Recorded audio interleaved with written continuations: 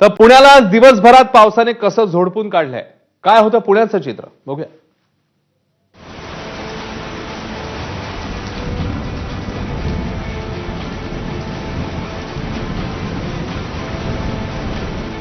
जगद्गुरू श्री संत ज्ञानेश्वर महाराजांच्या पालखीचं प्रस्थान आज होणार आहे आणि आज सकाळपासून वरुण राजाची कृपा बरसतीये.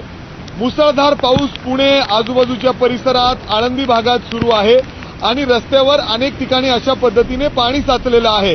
आता आपण आळंदीच्या जवळ आहोत. अनेक वारकरी आळंदीच्या दिशेने निघालेले आहेत. आपण बघतोय याच पाण्यातून त्यांना वाट काढत आळंदीच्या दिशेने जावं लागतंय.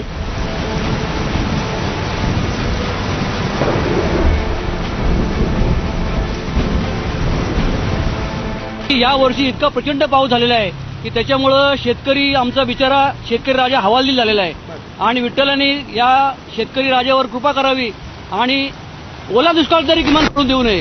कारण मुळातच शेतकऱ्याचं कंबरडं इतकं मोडलेलं आहे, तर शेतकऱ्यावर विठ्ठलाने कृपा करावी अशी आमची विनंती आहे विठ्ठलाला.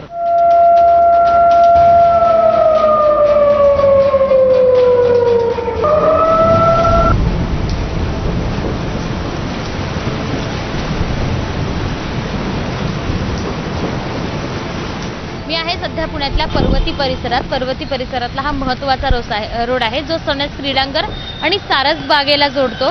त्या रोडवर मोठ्या प्रमाणात पाणी साचायला सुरुवात झाली आहे. आपण मागच्या काही दिवसांमध्ये बघितलं तर थोडा पाऊस झाला तरी पुण्यात वेगवेगळ्या परिसरात मोठ्या प्रमाणात पाणी साचतं आणि त्यामुळे वाहतूक कोंडी देखील होते.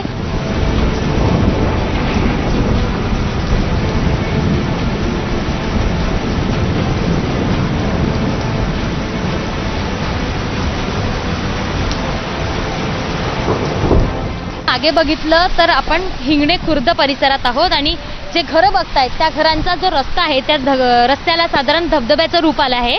मागच्या वर्षी वनविभागाची या डोंगरावरची जी भिंत होती ती भिंत कोसळली आणि वर्षभरापासून त्या भिंतीवर कोणतंही काम झालं नाही किंवा ती भिंत बांधण्यात आली नाही. त्यामुळे ह्या सगळा रस्ता आहे आणि या रस्त्यावर असलेल्या सगळ्या नागरिकांचे जे घरं आहेत त्या घरांमध्ये पाणी साचलं. जे दृश्य आहे तेच जास्त बोलकं आहे. रस्त्यांवर धबधब्याचं रूप आलं आहे. सगळीकडे नागरिक घराच्या बाहेर येऊ नये कारण सगळीकडे पाणी शिरलं आहे. या घरात जसं पाणी शिरलंय तसं वरच्याही अनेक घरांमध्ये पाणी शिरलं आहे. वरती जायचा मी प्रयत्न करते मात्र हे इथनं जाणं कठीण आहे. एवढंच नाही तर इथले सगळे नागरिक आता पावसामुळे घराच्या बाहेर थांबले आहेत. घराचं पाणी काढण्यासाठीचे शर्थीचे प्रयत्न सुरू आहेत.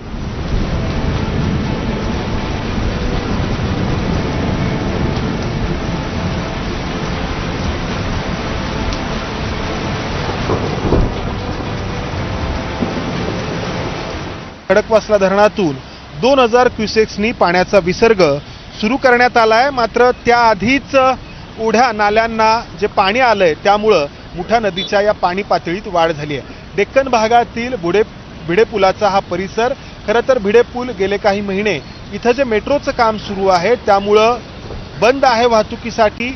मात्र रहदारीसाठी जरी बंद असला तरी या पुलाच्या कठड्यांना पाणी लागतंय आणि त्यातून या मुठा नदीचं बदललेलं रूप आपल्याला पाहायला मिळतंय.